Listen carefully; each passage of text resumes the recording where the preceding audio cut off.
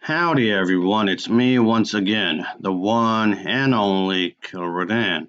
And today, as you can see, I'm still continuing my Disney movie marathon where I'll be talking about their movies, TV shows, I don't know, what have you. If it's related to Disney in any shape or form, then yes, there's a good chance I'll be talking about it. So let's just get to the damn chase because this is going to be a fairly lengthy video. So thank you anybody for watching ahead of time. I really do appreciate it. But from what I heard, yes, it's official. There's going to be a Mandalorian movie for Star Wars? Okay, I have very mixed feelings about this. For one, didn't we already have a couple or maybe a few TV shows with this character anyway? Like, isn't that enough? But I mean, okay, he's a popular character. That I know, I get, I understand that, and it's just Disney's way to expand upon the lore and what's they already have anyway. So they're just trying to take what's already existing and just do their own take on certain aspects of the stories, I guess. Which in itself doesn't necessarily have to be a bad thing as long as they don't butcher it, of course. I'm not saying that they had or anything because I'm one of those people that was actually fine. Maybe I'm a minority in this, but it's my channel. I do whatever the hell I want, for one. I was actually pretty okay with the Star Wars sequel trilogy, so I'm not saying they butchered that. But point being, I'm still wondering as to why. Do we really need this? I mean, as long as it's a good story, I guess. That's ultimately what matters, really, at the end of the day, when you think about it, sure. But yes, was also an official director as well. And is this guy? Yeah, he's the one that's going to be directing the movie. So yeah, he actually been around the movie industry for quite some time. Actually, he made a lot of movies. That's fine. I mean, that's a good thing, obviously. So he made films like PCU from 1994, Ruby from 93, Swing was from 96, Very Bad Things from 98, and Deep Impact also from 98. Replacements in 2000, Daredevil from 2003, The Breakup from 2006, Four Christmases in 2008, and of course the film titled Couples Retreat in 2004. And yeah, there's quite a few others as well, obviously. So there was that, of course. So yeah, he was also part of the Marvel Expanded Universe. So yeah, he had actually been involved in these projects in one way or another. So there was that. So it's not like he hasn't done anything as of late either, of course. And he also have some involvement in movies like the Jungle Book remake, the Lion King remake, and which was both terrible if you ask me, but whatever. He also was involved in the film called Elf from 2003. So like I was said, he was around for quite a while. So the me me having a problem with him is not what I'm talking about. I'm not having an issue with him specifically. That's not what I'm talking about. Because he obviously knows a thing or two about filmmaking because he knows exactly what he's doing. I mean, he may not always make a good movie, but he knows what he's doing because there's some movies that he made that are good. I mean, of course, when it comes to filmmakers, it's going to be hit or miss. Even if you made a good movie here and there, it's going to be a hit or miss. That's how it is. But I just hope this one will be pretty good, obviously. My problem, however, is not with Disney nor with him. That's not my issue. My issue is that I kind of wish that they would just go into other territory in some ways, which sounds like I'm directly contradicting myself because I'm criticizing Disney. But to be somewhat lenient here is that I have to blame the fan base, if anything, because the fan base is extremely toxic when you think about it. The fan base is extremely toxic when you think about it because they absolutely despised the sequel trilogy, acting as if it's some of the worst films ever made. Which just sounds like a huge exaggeration because it is. I've seen films that are far, far worse than Disney had ever produced. And actually on this channel, I reviewed far, far worse. Just I'm over here thinking, like, what the hell are you talking about? What the hell are any of you talking about? This seems weird. And now they're going to be complaining about the woke culture, the politics, and yada all that nonsense. I don't feel like repeating it here, but basically, my counter argument is that Star Wars always have politics. Star Wars always have politics to begin with. So again, what are you talking about? Moreover, it's just this feels weird. You're gonna say that these movies are terrible. Definitely Manos the Hands of Fate. It's a thousands upon thousands times worse than whatever Disney produced with Star Wars. And I'm staying by that too. Oh boy. So I don't understand that absolute hatred to these films when it comes to what Disney had produced. Really, it just comes off like the ultimate irony is that the Star Wars fan base, its worst enemy, is the fan base itself. So that's funny to me. There's nobody out there that hates Star Wars more than they do. I guess it's more of an entitlement in some ways because they like would be remembering, oh yeah, the good old days, having these fond memories about how things were shiny and just squeaky clean and fantastic way back when. They all have these nostalgic goggles clouding their judgment, acting as if everything was perfect and great back then. Or it's just in recent times where everything became bad. And that's an absolute lie right there. It's just as though they would just want to keep this memory alive because it reminds them of simpler times where the past is pretty much glorified, which of course is not a good thing because that's just bad mental health right there. Yes, I realize. Yes, I say it's the person that's playing the Star Wars game that's super specific in this era. I guess you can say of Star Wars, but the problem is just this era of Star Wars, just because it reminds them of better times. So don't be coming at me. I'm such a hypocrite or something. Just putting that out there. That's all I'm saying. So it just seems weird that a lot of the fan base just want to be remember have this kind of entitlement, this remembering of the past, and not and doesn't go beyond that like whatsoever. Give me a break.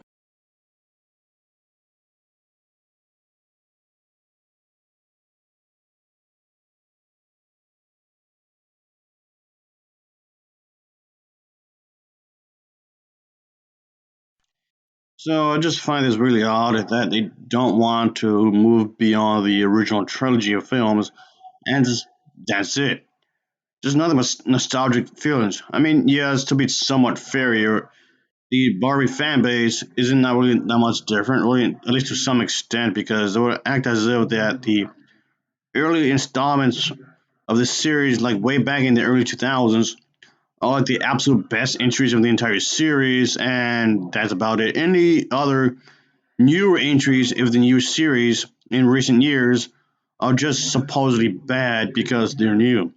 I mean, yes, granted, just because something is new doesn't necessarily mean it's good, sure, which I will agree, but that doesn't necessarily mean you should just totally dismiss new entries of a specific franchise just because it's new. That seems rather shallow when you think about it.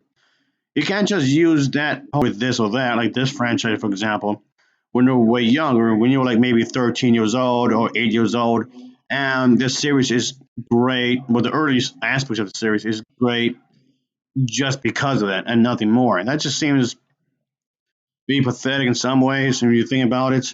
And I've seen a lot of the earlier installments, of course. They're fine. It's not the movies themselves I have an issue with, just to be clear here. It's more like the reaction. I'm just trying to be keep this this old remembrance of these nostalgic feelings, this fuzzy wuzzy feelings from way back when, and somehow that's enough. Apparently, just ignoring the quantity. That's all you need. You just need something from a certain franchise of your that's your favorite, and that's it.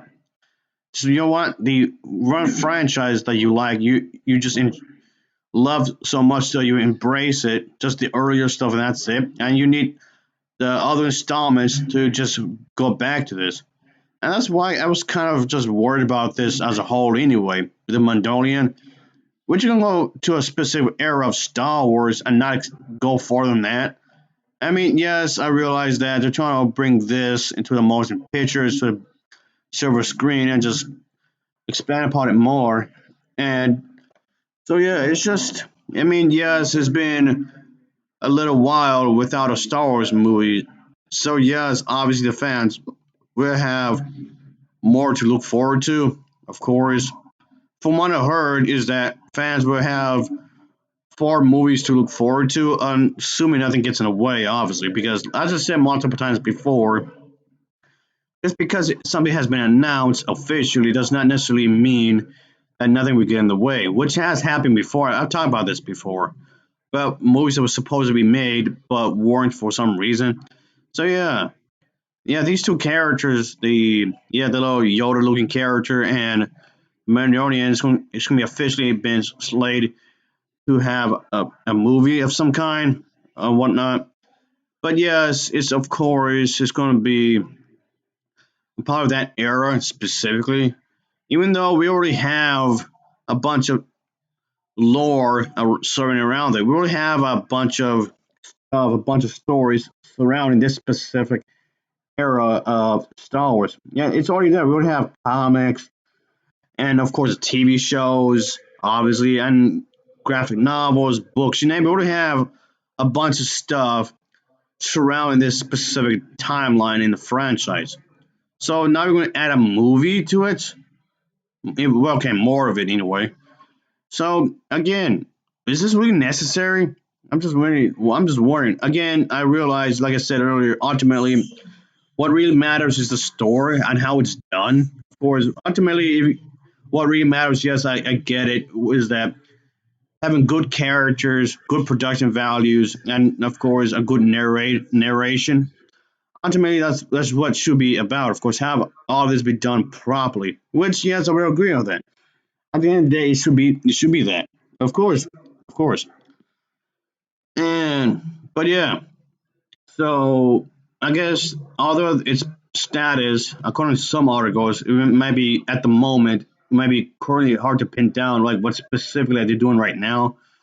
But there will be a writer director attached to the project, of course, like I was saying earlier, making his own statements that he loves. He has loved the stories set in the rich world that George Lucas has created and whatnot. And okay, he loves the fact that Star Wars itself is extremely expansive. There's like so much you can gather from the Star Wars expanded lore, the expanded universe, whatever you want to call it, and just adapt it into movie form. Like okay, sure. You can have appreciation of this kind of thing, and that's fine. There's nothing inherently wrong with saying these statements. Obviously, nothing wrong with that. And yes, of course, we just see how things go. Of course, we just see how things would obviously do this kind of thing. I do believe yes, the last Star Wars film to hit theaters was Star Wars Episode whatever it was. The Rise of Skywalker. Yeah, that was back in 2019. So there you go. The sequel trilogy of the main franchise. That was actually pretty good, really. Even though, despite the fact that it was a very mixed bag when it comes to the reviews and whatnot. Yeah, I thought it was a good film nonetheless. I do like all three films, but I would say definitely the Rise of Skywalker was definitely a solid conclusion to all three films. I didn't mind it really, but despite all that, of course, all three films of the sequel trilogy were all three box office successes, box office smashes, I guess you can say. Obviously, despite the disappointment of the fan base for one reason or another, of course.